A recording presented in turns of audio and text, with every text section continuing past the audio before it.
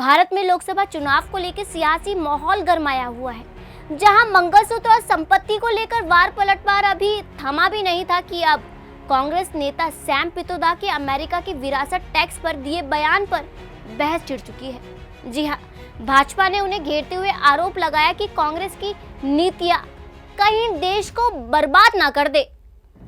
नमस्कार, आप देख रहे हैं सुदर्शन डिजिटल और मैं हूं आपके साथ सोनम गुरु। लोकसभा चुनाव के दूसरे चरण के मतदान से पहले सियासी माहौल गरमाया है। कांग्रेस के घोषणा पत्र को लेकर पहले ही प्रधानमंत्री ने एक नई बहस छेड़ दी है। कांग्रेस की संपत्ति सर्वे को लेकर पहले ही घमासान मचा हुआ था लेकिन इस बीच कांग्रेस के अध्यक्ष सैम पित्रोदा के बयान ने नया सियासी बोलचाल ला दिया है। आपको बता दें कि अमेरिका के विरासत कानून का जिक्र करते हुए पित्रोदा ने कहा कि भारत में भी इस तरह की नीति बननी चाहिए ताकि संपत्ति का समान वितरण हो सके। चलिए सुनते हैं कि इसमें सैम पित्रोदा क्या कह रहे हैं। Let me tell you, in America, there is an inheritance tax. So if, let's say, one has $100 million worth of wealth, and when he dies, he can only transfer probably 45% to his children. चलिए आपको बताते हैं कि उन्होंने कहा क्या। उन्होंने कहा यदि किसी के पास 100 मिलियन अमेरिकी डॉलर की संपत्ति है, जब वो मर जाता है तो वह केवल 45% अपने बच्चों को मिल सकता है और 55% सरकार के कब्जे में जाता है। जाहिर है ये प्रधानमंत्री के आरोप और कांग्रेस की मंशा से बिल्कुल मेल नहीं खाता। अब कांग्रेस डैमेज कंट्रोल पर उतर आए हैं। कह रहे हैं ये जरूरी थोड़ी है कि हर बार पित्रोदा की बात पर पार्टी पर लागू हो। ये उनका निजी विचार है, इससे हमारा कोई लेना देना नहीं है। अब पित्रोदा का बयान ऐसे समय पर आया जब कांग्रेस पहले ही संपत्ति सर्वे को लेकर प्रधानमंत्री के निशाने पर है। अब पित्रोदा के बयान पर बीजेपी हमलावर है। पीएम ने पलटवार करते हुए कहा कि कांग्रेस की लूट जिंदगी के साथ भी और जिंदगी के बाद भी। चलिए सुनते हैं कि इसमें प्रधानमंत्री मोदी क्या कहते हैं। कांग्रेस का मंत्र है कांग्रेस की लूट। कांग्रेस का मंत्र है कांग्रेस की लूट, जिंदगी के साथ भी और जिंदगी के बाद भी। जब तक आप जीवित रहेंगे, कांग्रेस आपको ज्यादा टैक्स से मारेगी और जब आप जीवित नहीं रहेंगे तो आप पर इनहेरिटेंस टैक्स का बोझ लाद देगी। जिन लोगों ने पूरी कांग्रेस पार्टी पैतृक संपत्ति मानकर अपने बच्चों को दे दी, वो लोग नहीं चाहते कि एक सामान्य भारतीय अपने बच्चों को अपनी संपत्ति दे। सियासी बवाल के बीच कांग्रेस ने पित्रोदा के बयान से किनारा कर लिया है।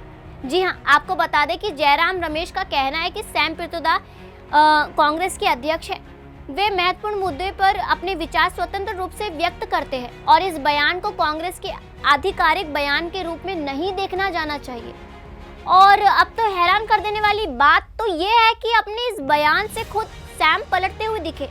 उन्होंने रिसेंटली अपने ट्वीट में लिखा कि उनके बयान को बिना वजह कांग्रेस के मैनिफेस्टो से जोड़ा जा रहा है। वहीं भारतीय जनता पार्टी भी कांग्रेस पर हमलावर करते हुए दिखे। आपको बता दें कि केंद्रीय गृह मंत्री अमित शाह का कहना है कि सैम पित्रोदा की टिप्पणी के बाद कांग्रेस पार्टी पूरी तरह बेनकाब हो चुकी है। सबसे पहले उनके घोषणा पत्र में सर्वे का जिक्र, मनमोहन सिंह की पुराना वीडियो। कांग्रेस की विरासत है कि देश के संसाधनों का पहला अधिकार अल्पसंख्यकों का है और अब सैम पित्रोदा की अमेरिका का हवाला देते हुए टिप्पणी की धन के वितरण पर विचार विमर्श होना चाहिए। अब जब पीएम मोदी ने इस मुद्दे को उठाया तो राहुल गांधी, सोनिया गांधी और पूरे कांग्रेस पार्टी बेफुट हो चुकी है और ये उनका मकसद है। लेकिन आज सैम पित्रोदा के बयान ने देश के सामने कांग्रेस का मकसद साफ कर दिया है। चलिए सुनते हैं इसमें अमित शाह क्या कहते हैं। कांग्रेस पार्टी सैम पित्रोदा के बयान के बाद कंप्लीटली एक्सपोज हो गई।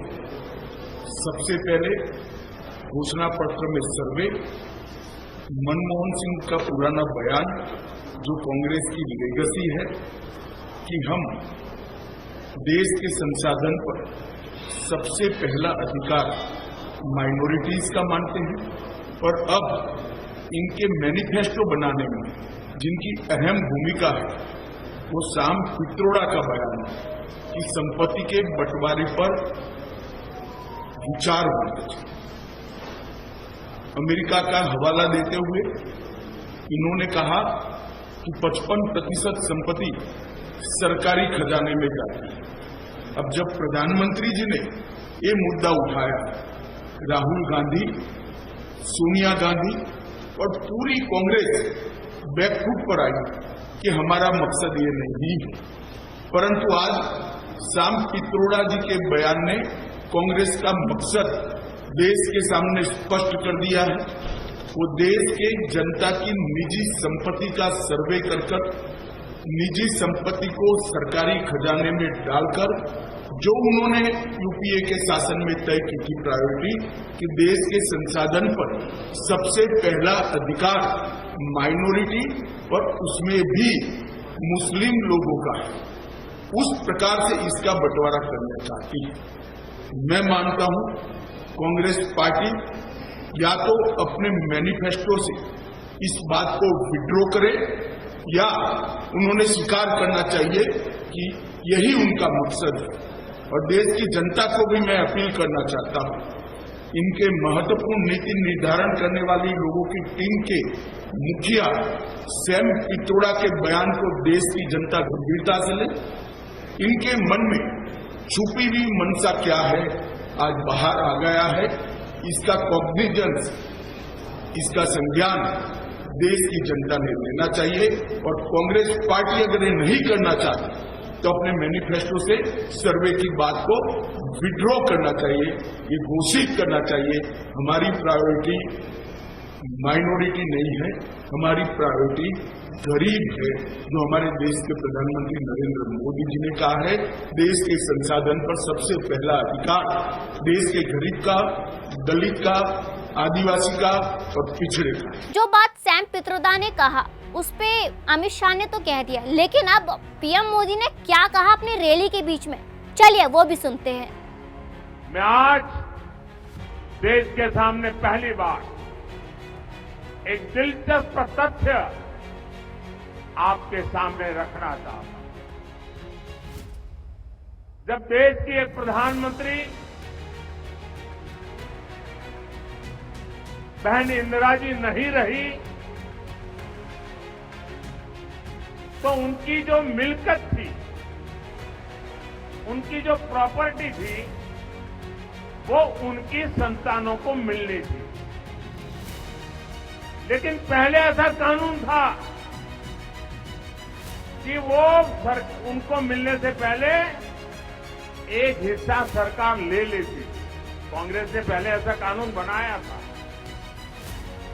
तब चर्चा थी और व्यापक रूप से चर्चा थी कि जब इंदिरा जी नहीं रही और उनके बेटे राजीव गांधी जी को ये प्रॉपर्टी मिलने की थी, लिख करके गई थी, तो अब सरकार को पैसा चला ना जाए, प्रॉपर्टी को बचाना था, तो इन्होंने क्या कर दिया, उस प्रॉपर्टी को बचाने के लिए अपनी माता इंदिरा गांधी से मिले हुए पैसों को बचाने के लिए उस समय के प्रधानमंत्री श्रीमान राजीव गांधी ने अपनी संपत्ति बचाने के लिए पहले जो इनहेरिटेंस कानून था उसको समाप्त किया और खुद के पैसे बचा लिए।